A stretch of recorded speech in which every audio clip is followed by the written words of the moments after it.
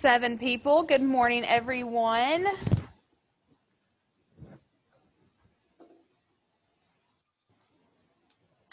Sorry for the delay, but we are up and going.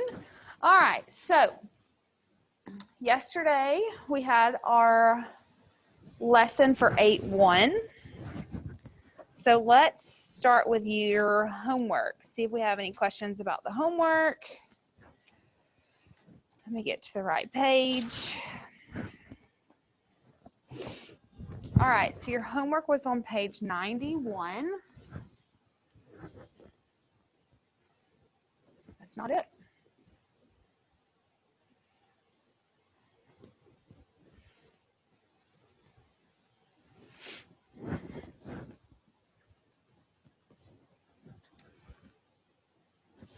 Okay, so it says use the slopes to support items 10 through 12. All right, so the first thing says, is line AB parallel to DC? Yes or no? Y'all said no. It doesn't look like it. So if we look at the slopes here, we compare our slopes, rise 2, run 3. This one's rise 3, run 3. So that's a definite no.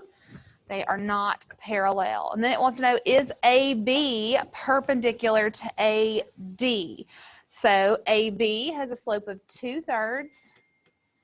And AD has a slope of 1, 2, 3/3. So are those two things perpendicular? No. Okay, because to be perpendicular, you have to be opposite reciprocal. Okay, then 3, not number 3, number 12 says, is DC perpendicular to AD? This one is 3, 3, positive 3, 3. And then this one is 3, negative 3. So what about that? Yes or no? Yes. Okay, so remember they have to be opposite reciprocals. 3/3 is just the same thing as 1, and this one's -1, but there's no real way to like switch the numerator and denominator, being that it's the same number. So we're focusing on the opposite sign. One's positive, one's negative. So bingo, we're good to go. 13 says line L passes through the origin and the point 3, 4. What is the slope of the line of the parallel to line L? So what'd you do first to do this? Did you use this formula? That's totally what I would have done, but I'm an algebra teacher. Like, I like to do the slopes that way. You could have graphed it if you wanted to. Yeah, that's totally fine if you wanted to graph it. I would have done 0 minus 4, 0 minus 3, which is -4/3, so the slope is 4/3. If it's parallel, it's going to be the same slope. So this would be the slope of a line parallel to that. 14 says angle RST is a right angle if segment RS has a slope of 3. What must be the slope of ST? Because remember, a right angle are going to be 90 degrees. So if it's going to be 90 degrees, that means it's definitely going to be perpendicular. So if this one has a slope of 3, what does this one have to have a slope of? -1/3. Okay, because remember, it is the opposite sign. So one's positive, one's negative, but it's the reciprocal. 3 is the same thing as 3/1, so the reciprocal is 1/3. This one's positive, so that one has to be negative. Okay? All right, that's your homework check. Let me see what this doctor is saying.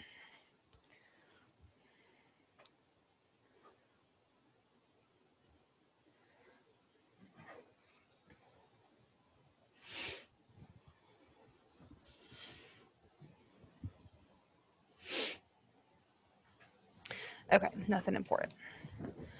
All right, cool. All right, so now we are moving on to 8-2.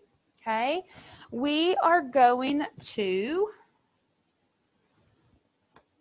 write the equation of a line that is parallel to the given line. So we're writing an equation, and again, we're going to write an equation of a line that is perpendicular. So just as a reminder, what do you know about parallel slopes? They're always exactly the same. They equal exactly the same thing. Perpendicular are, that's right, opposite reciprocal. So if one of them is A over B and positive, then this one has to be negative B over A. Remember, if your slope doesn't have a denominator, if all you have is like C, that's it, you just put that C over 1, and then you can do the reciprocal of that one and say 1 over C and change the sign. Okay? So if you don't have a denominator, you can give it a 1. So it says, here again is the diagram of the skate ramp and its railing. Okay, so we didn't really use that yesterday. Same thing today. We're using it to find some slopes. We're not really talking about the skate ramp. So the first question that we have here says the equation of the line containing segment BD. So here's B, here's D. We've got a line for that equation. It says y equals negative 2/3 x plus 4. Then it says identify the slope and the y-intercept of this line. Do you remember the foundation of algebra 1? Y equals letters? Beautiful. Mx plus b. Pretty much everything algebra 1 comes back to y equals mx plus b. It's like what algebra 1 is. So what does the m represent? And what does the b represent? Y-intercept. Okay, so in this case, who is my slope? Negative 2/3, and my y-intercept, positive 4. Okay, and remember, y-intercept is literally where it physically crosses the y-axis. This is the y-axis, and it is physically touching at 4. Okay, now, number 2 says, based on your conjectures in item 4 of the previous lesson, what would be the slope of a line containing JM? Use a formula for slope to verify your answer to provide an explanation from the method you use to determine the slope. Okay, so we are looking at JM. What do you notice about JM? It's parallel. So what do we know is going to be the slope if they're parallel? It's going to be negative 2/3. It's going to be the same. Okay. It then says identify the y-intercept of the line containing JM. Where does it physically cross the y-axis?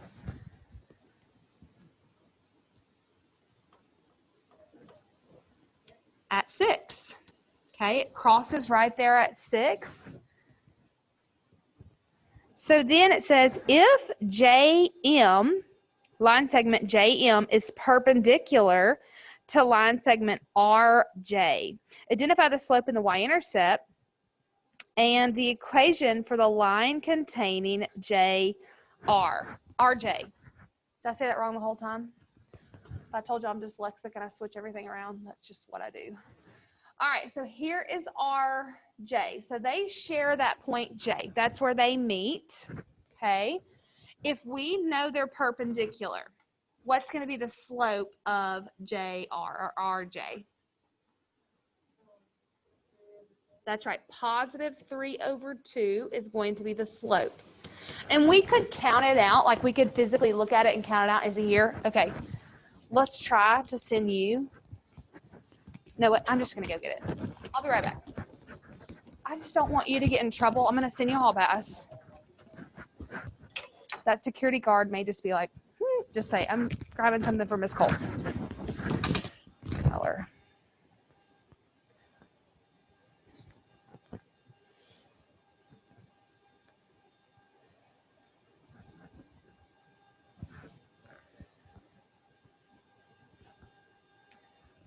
Okay, quick. Keep your head down. There and back. This is on a recorded Zoom. I'm totally getting fired.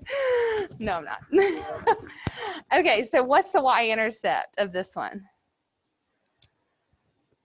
It's still 6. Okay, so it hasn't changed. That's where they meet, still 6. So they want the equation. So y equals what? That's right, 3 over 2x plus 6. I almost wrote b. So you're just identifying that perpendicular slope, which we already know is going to be the opposite reciprocal. And we know our y-intercept is where it physically touches the y-axis. So it's very simple to write that equation. Number 5, is line segment BD perpendicular to line segment RJ?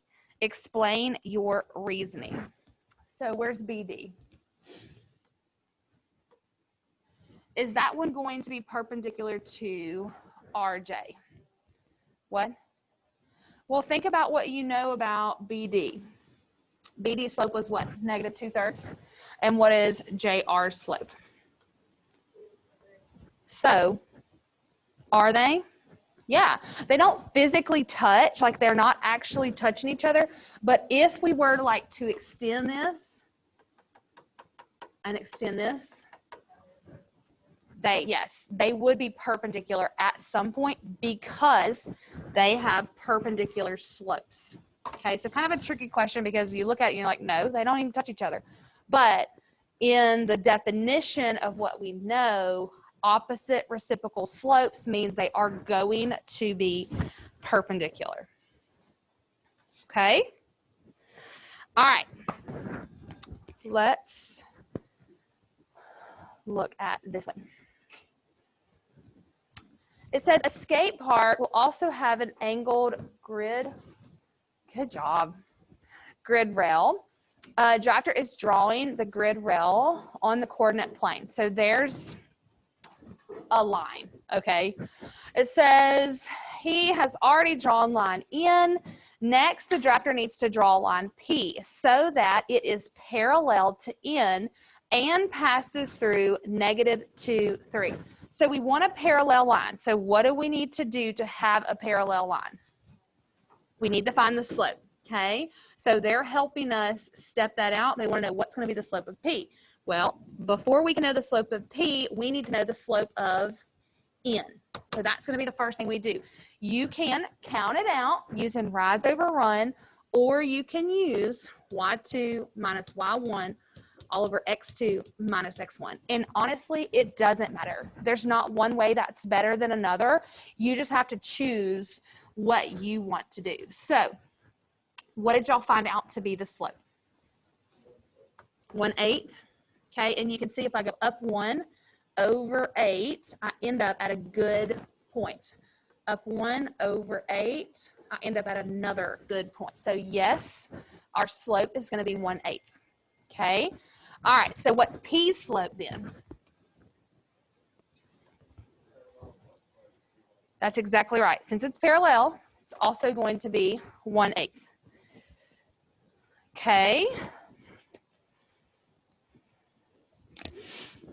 All right. Now, B says, what is the equation of the line P written in point slope form?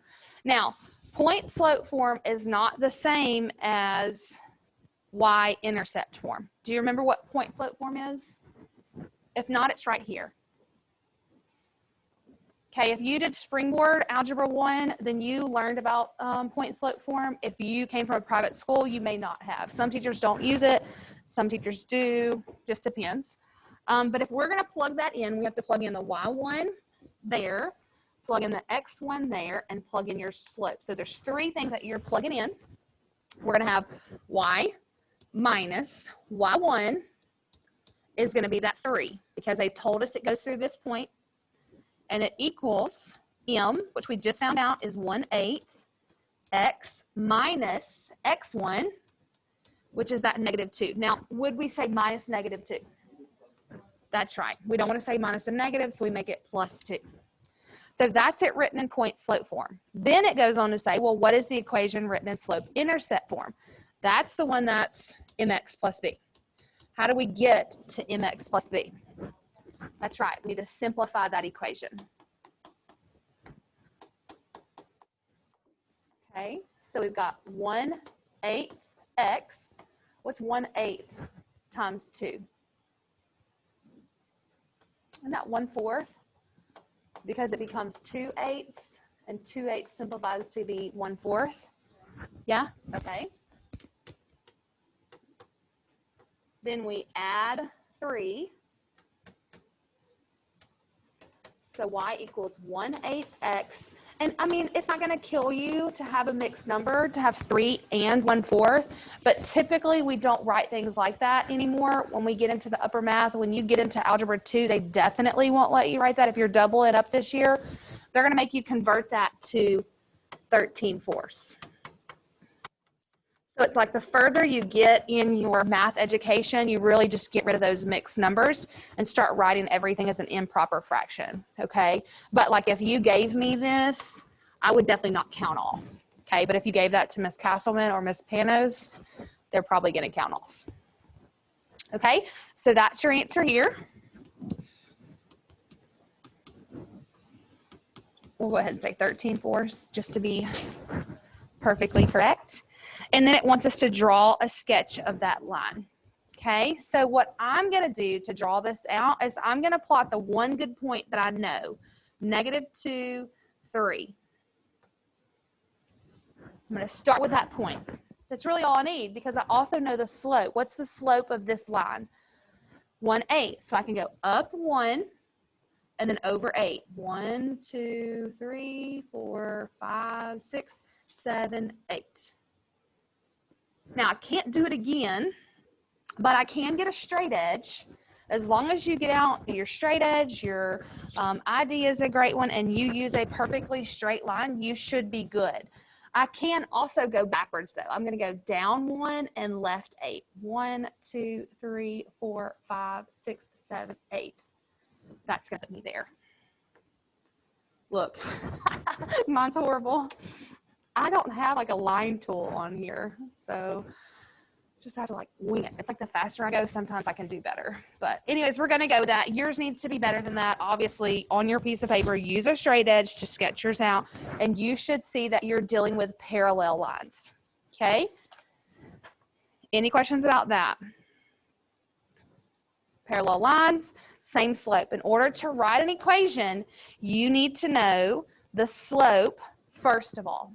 Okay, once you've identified the slope, then you can come back to use point slope form. If you know at least one single point, you can use point slope form.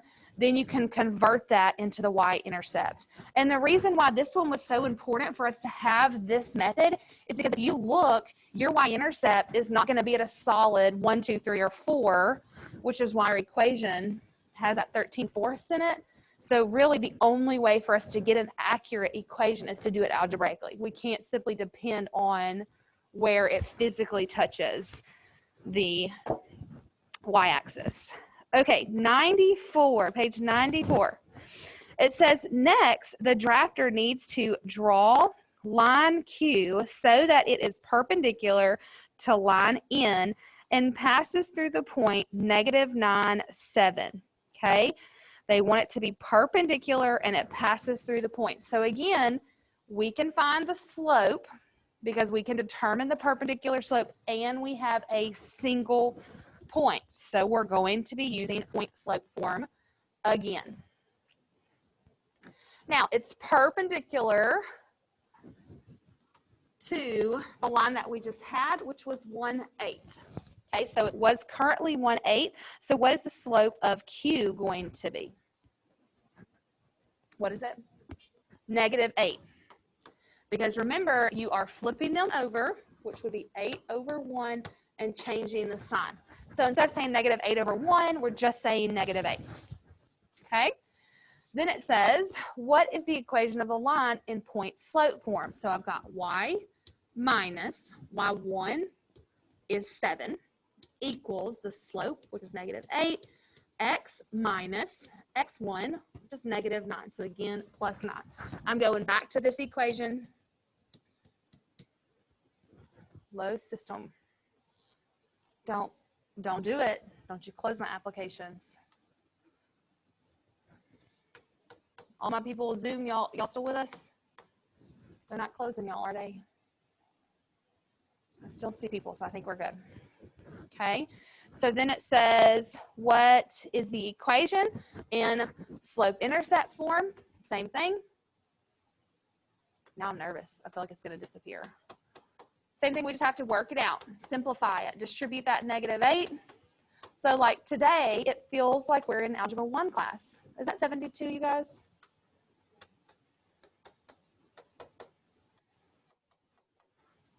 What's that? 65? What is it?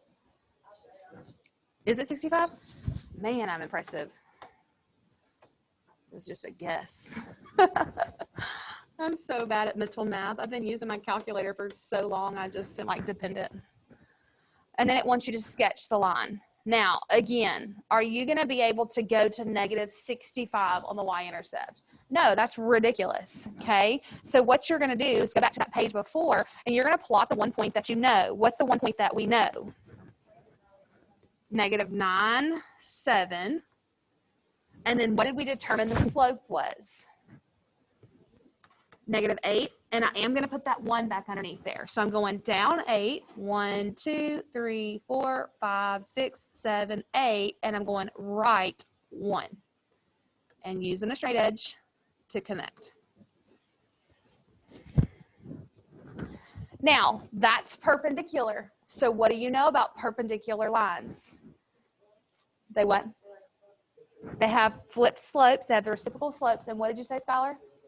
That's right. They create a right angle, so you can put your little box in there because you know you just created perpendicular lines. So you know that they are 90 degrees.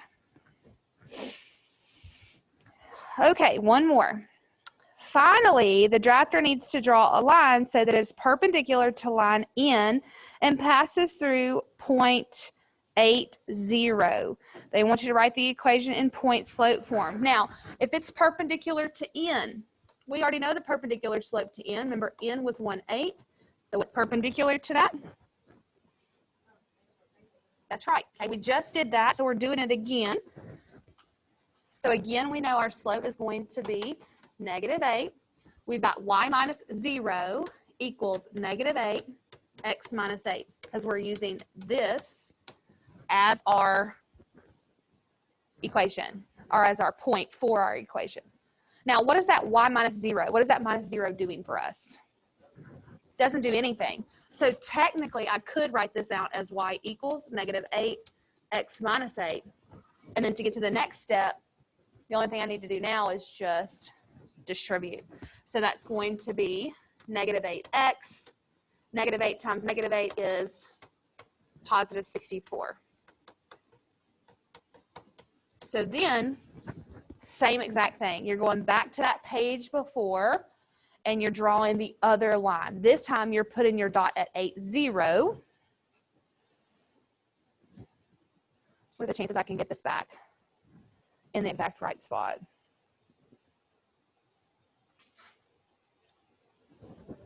Is it? That's how good I am. That's awesome. 80 is here. Okay. And then our slope is -8/1, but I cannot go down 8. So I'm going to go up 8, and then I'm going to go left 1. So basically, we take the sign and we switch it. We put it in the bottom. So I'm going to go up 8, 1, 2, 3, 4, 5, 6, 7, 8, left 1, and voila. Use a straight edge. And you should have another one here too, right? You got a set of parallel lines, and then you've got 2 that are perpendicular.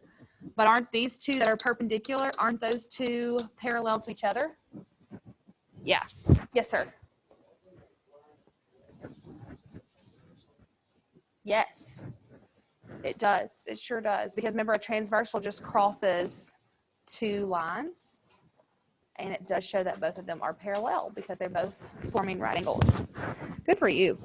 Okay, so let's look over at number 9. I'm going to keep this up, even though mine's a rough sketch. That way you don't have to flip back and forth. Look at number 9.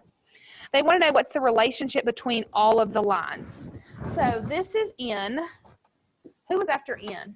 N was our original. P was next. Who was after P? Q was next, and then R. Okay, so what's the relationship between N and P? N is parallel to P. What's the relationship between N and Q? They are perpendicular. What's the relationship between N and R? They are also perpendicular. So that takes care of N. Now, what's the relationship with P and Q? P is this one. Q is this one. They are perpendicular. What about P and R? Perpendicular. And we already got P and N. So we got that one. Did we miss anybody? Does that take care of everybody? Wait, what about R and Q? They are parallel. Now I think we got everybody. Let me double check how many they have. They have 1, 2, 3, 4, 5, 6. Do we have 6? 1, 2, 3, 4, 5, 6. Okay, we got them all. We covered them. You see, Skylar? Okay, now, last thing it says, quadrilaterals can be classified by the presence or absence of parallel lines and by the presence and absence of perpendicular lines. Which specific quadrilateral is formed by the intersection of 4 lines? Explain how you know. Which quadrilateral is formed by the intersection of 4 lines? Rectangle. And here's the explanation, because still I'm kind of like question mark. There are 2 parallel lines. One set of parallel lines is perpendicular to the other set of parallel lines. They intersect. So the opposite sides that form the quadrilaterals are parallel, and the 4 angles are right angles, making the quadrilateral a rectangle. Still don't know how they got that from. Which specific quadrilateral is formed by the intersection of 4 lines? Meh. That's what I'm thinking too, though. Because square and rectangle are going to be the same characteristics. So I think you're right. I think it's both. Okay, number 11. Check your understanding, and we are done. You guys have crushed this lesson. What is the slope of a line that is parallel to that equation? Parallel slopes are what? The same. So what's the slope of that? So what's the parallel slope? There you go. 4/5.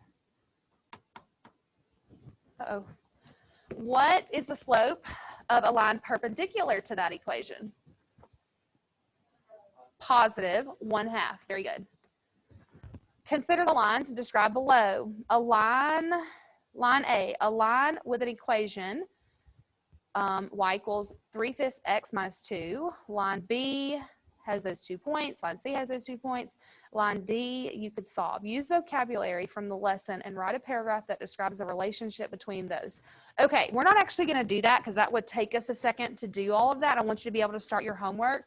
But in order to answer this question, you're going to have to convert all of these situations. Well, actually, I guess you wouldn't have to. What you need from everybody is their slopes. Okay, so like the first one's easy. We can identify the slope as 3/5. The second and the third, you're going to have to do y1 minus y2 all over x2 minus x. Wait, I messed it up. y2 minus y1, x2 minus x1. Holy cow. Okay, so you would have to do that for both of those. And then on this one, has anyone ever taught y'all the trick to convert the standard form equation to slope? To do that, you could solve for y. That's probably the way that you're comfortable with, but you can always take the opposite of a over b if it's in standard form. So the opposite of a would be +5. B would be 3, so the slope is 5/3. It's just like a shortcut that I teach my Algebra 2 students to find the slope when it's in standard form. So I can already tell that the relationship between A and D is nothing. They're just reciprocals of each other, but they're not opposite reciprocals.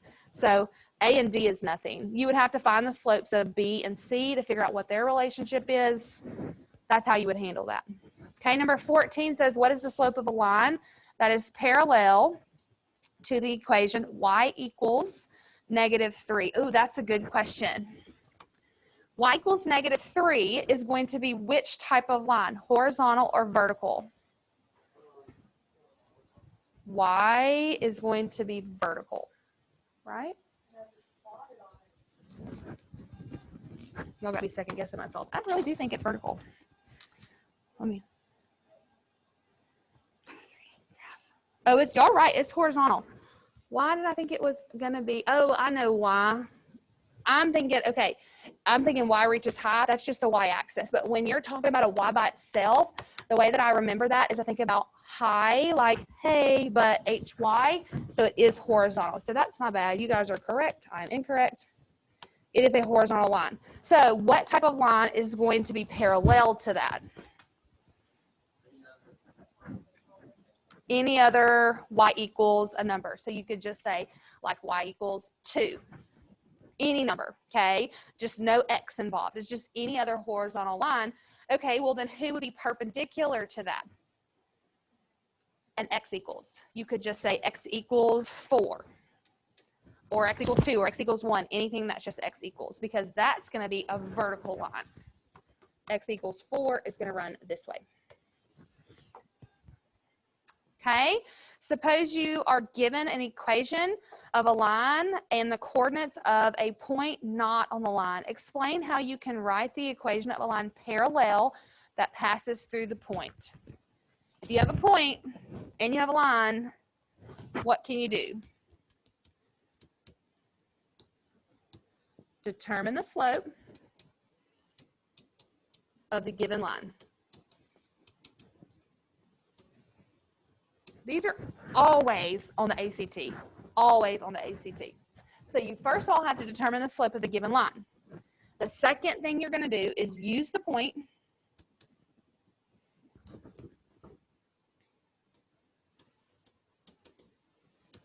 and slope. Is it parallel? And same slope in y minus y1 equals m x minus x1. And then step 3 would be simplify, but you know that. So find the slope that they give you. Okay, if they give you a line, do rise over run. If they give you an equation, just pick out your m. Just determine your slope. Once you have your slope, use the point and that slope and do point slope form. Okay, your homework is on page 96. It's right there for you, 16 through 21. Answer each of those to the best of your ability. Tomorrow, y'all watch the video. We'll go over that. And then the next time I see you guys, everyone will be here. So my B-Day people that are zooming in are watching back. Tomorrow, you'll be back in class. We'll be working. Then it's virtual Friday. Then it's fall break. It's almost here. Anybody have questions for me?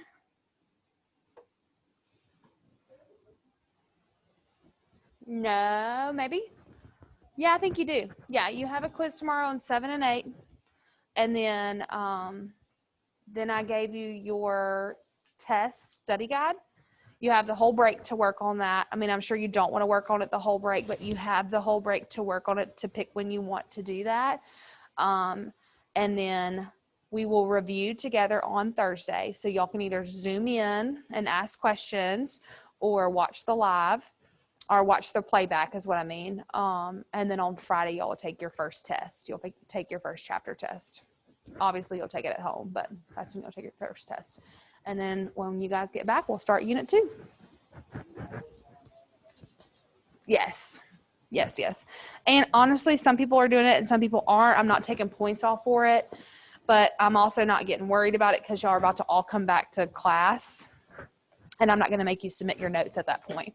I'm going to make you do your notes. Like I'm going to sit here and see you with my eyes do your notes. So the only people submitting notes would be the virtual students. You guys will just have to submit your homework. So that'll save y'all taking 6 pictures of all this stuff to just having to take 1.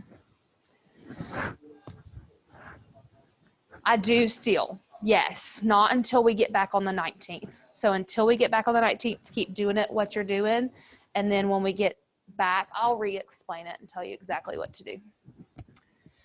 All right, I'm ending this meeting.